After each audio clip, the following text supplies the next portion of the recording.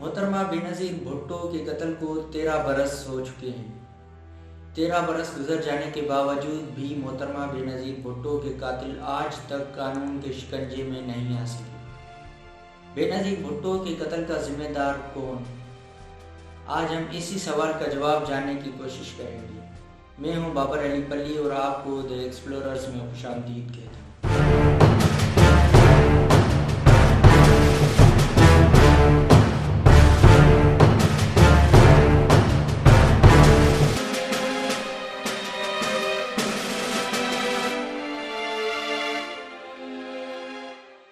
محترمہ بینظیر بھٹو 18 اکتوبر 2007 کو 8 سالہ جلا وطنی ختم کر کے دبئی سے وطن واپس لوٹی تو ان پر پہلا قاتلانہ حملہ کراچی کی کارساز پل پر 18 اکتوبر کو ہوا۔ اس حملے میں جان نثارہ نے بینظیر نے اپنی جان کی بھیٹ دے کر محترمہ کو بچا لیا۔ اسی حملے کے ٹھیک 69 دن بعد محترمہ بینظیر بھٹو کو ایک بار پھر راولپنڈی کے لیاقت باغ میں نشانہ بنایا گیا اور اس بار محترمہ بینظیر بھٹو شہید ہو گئی۔ 2007 میں پاکستان کے صدر اور فوجی آمر سابق جنرل پرویز مشرف نے 10 سال بعد دیے جانے والے ایک انٹرویو میں اس بات کا اعتراف کیا کہ شاید ملک کی اسٹیبلشمنٹ بینظیر بھٹو کے قتل میں ملوث تھی۔ 27 دسمبر 2017 کو بی بی سی میں شائع ہونے والے ایک مضمون میں برطانوی صحافی اوین بینٹ جونز لکھتے ہیں کہ سرکاری وکلاء کے مطابق پرویز مشرف نے 25 ستمبر کو بینظیر بھٹو کو فون کیا جب وہ نیو یارک میں تھی اور وہ اپنی 8 سالہ ملک بدری ختم کرنے سے 3 ہفتے دور تھی۔ بینظیر بھٹو کے طویل عرصے سے قریبی رفیق مارک سیگل اور صحافی ران سسکنڈ دونوں نے بتایا کہ وہ اس فون کال کے وقت بینظیر بھٹو کے ساتھ موجود تھے۔ اوین بینٹ جونز مارک سیگل کا حوالہ دیتے ہوئے لکھتے ہیں کہ فون کال ختم ہونے کے فوراً بعد بینظیر بھٹو نے کہا، اس نے مجھے دھمکی دی ہے، اس نے کہا کہ واپس مت آؤ، اس نے مجھے خبردار کیا کہ واپس مت آنا، اس نے کہا کہ میرے واپس آنے کے بعد اگر مجھے کچھ ہوا تو وہ اس کا ذمہ دار نہیں ہوگا، اور مزید کہا کہ میری زندگی کی سلامتی اور سیکیورٹی پرویز مشرف سے میرے تعلق پر منحصر ہے۔ لیکن پرویز مشرف ایسی کسی بھی کال کرنے کی تردید کرتے ہیں اور کہتے ہیں کہ انہوں نے بینظیر بھٹو کے قتل کے اقدامات جاری نہیں کیے۔ جنرل پرویز مشرف نے بی بی سی سے گفتگو کرتے ہوئے کہا کہ سچی بات تو یہ ہے کہ میں اس پر ہنستا ہوں، میں کیوں کروں گا اسے قتل۔ جنرل پرویز مشرف نے ایک ویڈیو بیان جاری کیا جس میں انہوں نے کہا کہ محترمہ بینظیر بھٹو اور اس کے بھائی میر مرتضیٰ بھٹو کو آصف علی زرداری نے قتل کرایا۔ پرویز مشرف نے یہ بھی کہا کہ محترمہ کے قتل سے ان کو نقصان جبکہ آصف علی زرداری کو فائدہ ہی فائدہ ہوا ہے۔ پاکستان کے سینئر صحافی حامد میر 27 دسمبر 2018 کو روزنامہ جنگ اخبار میں شائع ہونے والے ایک مضمون میں لکھتے ہیں کہ محترمہ بینظیر بھٹو کے ساتھ میری آخری ملاقات ان کی شہادت سے چند روز قبل اسلام آباد میں ہوئی۔ اس مرتبہ انہوں نے واضح الفاظ میں کہا کہ کراچی میں انہیں قتل کرنے کی کوشش ناکام ہو گئی، اب انہیں دوبارہ ٹارگیٹ کیا جائے گا۔ انہوں نے کہا، میرے قتل کا ذمہ دار جنرل پرویز مشرف ہوگا۔ حامد میر نے مزید لکھا کہ 26 اور 27 دسمبر کی درمیانی شب پرویز مشرف کی ایک دست راست محترمہ بینظیر بھٹو کو ملنے زرداری ہاؤس اسلام آباد آئے اور کہا کہ آپ لیاقت باغ نہ جائیں، آپ پر حملے کا خطرہ ہے۔ محترمہ نے یہ مشورہ دینے والے سینئر فوجی افسر سے کہا کہ آپ کو چاہیے تھا کہ مجھے کہتے کہ خطرے کے باوجود آپ لیاقت باغ ضرور جائیں، ہم مل کر دہشت گردوں کی سازش ناکام بنائیں گے، لیکن آپ تو مجھے سرنڈر کا مشورہ دے رہے ہیں۔ میں یہ نہیں کروں گی اور لیاقت باغ ضرور جاؤں گی۔ پھر وہ لیاقت باغ گئیں، جلسے سے خطاب کیا، لیاقت باغ سے باہر نکلی اور شہید کر دی گئی۔ محترمہ بینظیر بھٹو نے 26 اکتوبر کو امریکی صحافی مارک سیگل کو ایک میل بھیجی جس میں محترمہ نے مارک سیگل کو ممکنہ حملے سے آگاہ کیا اور اس میں جنرل مشرف اور کارساز حملے میں ملوث ہونے کے مشکوک نام سابق D G I S I general Hamid Gul, brigadier Ijaz Shah اور اس وقت کے وزیر اعلیٰ پنجاب پرویز الہی کو ذمہ دار ٹھہرایا۔ مارک سیگل نے یہ میل CNN ٹی وی پر پڑھ کر بھی سنائی۔ فیڈرل انویسٹیگیشن ایجنسی FIA کے سابق سربراہ طارق کھوسہ 6 جولائی 2015 کو ڈان میں شائع ہونے والے ایک مضمون میں لکھتے ہیں کہ بے نظیر بھٹو کے قتل کی تحقیقات کرنے والے اقوام متحدہ کی کمیشن کے سربراہ ہیرالڈ منوز نے کہا تھا، شاید کوئی بھی حکومت بے نظیر قتل کیس کی الجھی ہوئی پہیلیوں میں سے سچ ڈھونڈ نکالنے میں کامیاب نہیں ہوگی یا پھر ایسا کرنا نہیں چاہے گی۔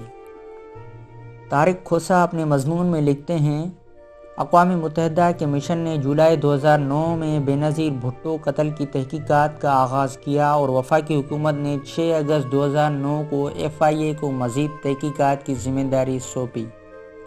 تحقیقات کا خفیہ نام آپریشن ٹروجن ہارس رکھا گیا۔ طارق کھوسہ لکھتے ہیں کہ ہم نے تحقیقات کا آغاز کرتے ہوئے وفاقی وزیر داخلہ رحمان ملک سے مدد مانگی، جو کہ بے نظیر بھٹو کے چیف سیکیورٹی آفیسر تھے۔ میں نے انہیں 12 اگست 2009 کو ان کے بااعتماد اسٹاف اسسٹنٹ ڈائریکٹر FIA کے ذریعے ایک خط ارسال کیا اور ان سے کچھ اہم دستاویز مانگے، لیکن انہوں نے اس خط کا کوئی جواب ہی نہیں دیا۔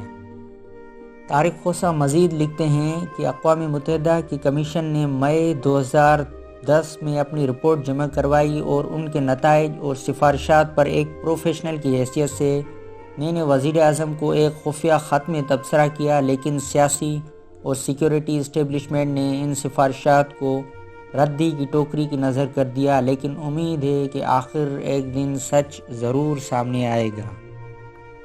یہاں پر ایک اور بات بھی قابل غور ہے کہ محترمہ کی سیکیورٹی میں ان کی گاڑی کے آگے ایک اور بلٹ پروف مرسیڈیز بھی تھی جس میں بابر ایوان اور رحمان ملک بیٹھے ہوئے تھے۔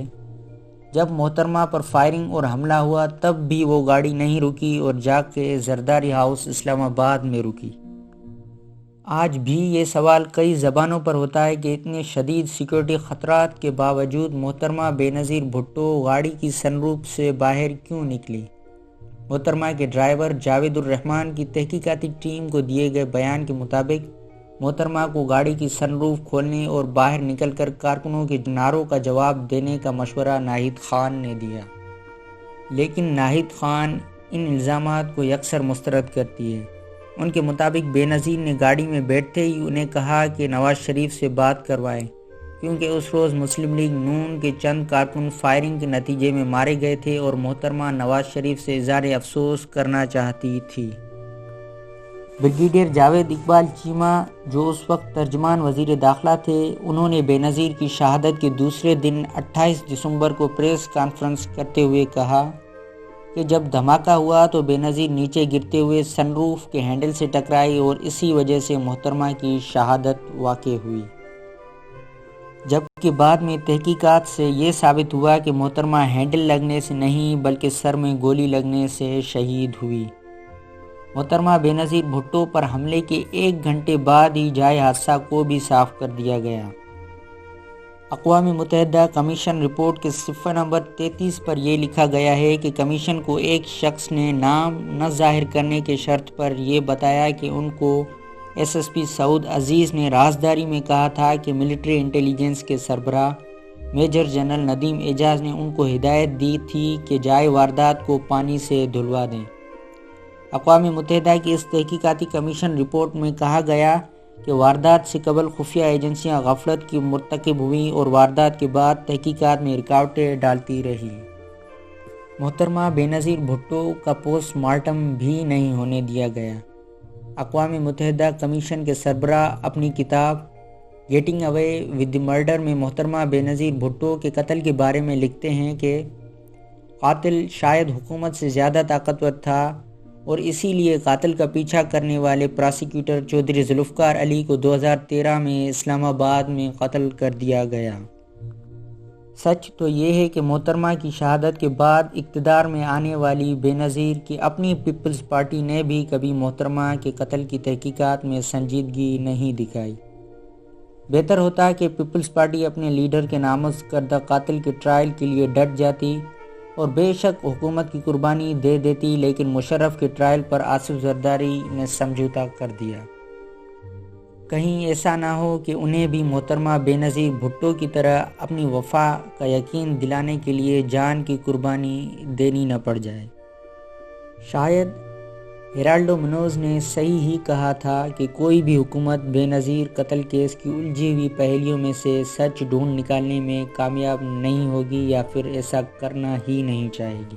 وہ کریا کریا ماتم ہے اور بستی بستی آنسو ہے، صحرا صحرا آنکھیں ہیں اور مقتل مقتل نعرہ ہے۔ جو قتل ہوئی وہ خوشبو تھی، تم کتنا رستہ روکو گے؟ وہ دریا دیس سمندر تھی، وہ تیرے میرے اندر تھی۔ وہ سوندھی مٹی سندڑی کی، وہ لڑکی لال قلندر تھی، وہ لڑکی لال قلندر تھی۔ آخر میں فیض احمد فیض کی غزل سے چند لائنیں محترمہ بینظیر بھٹو کے نام کرنا چاہوں گا۔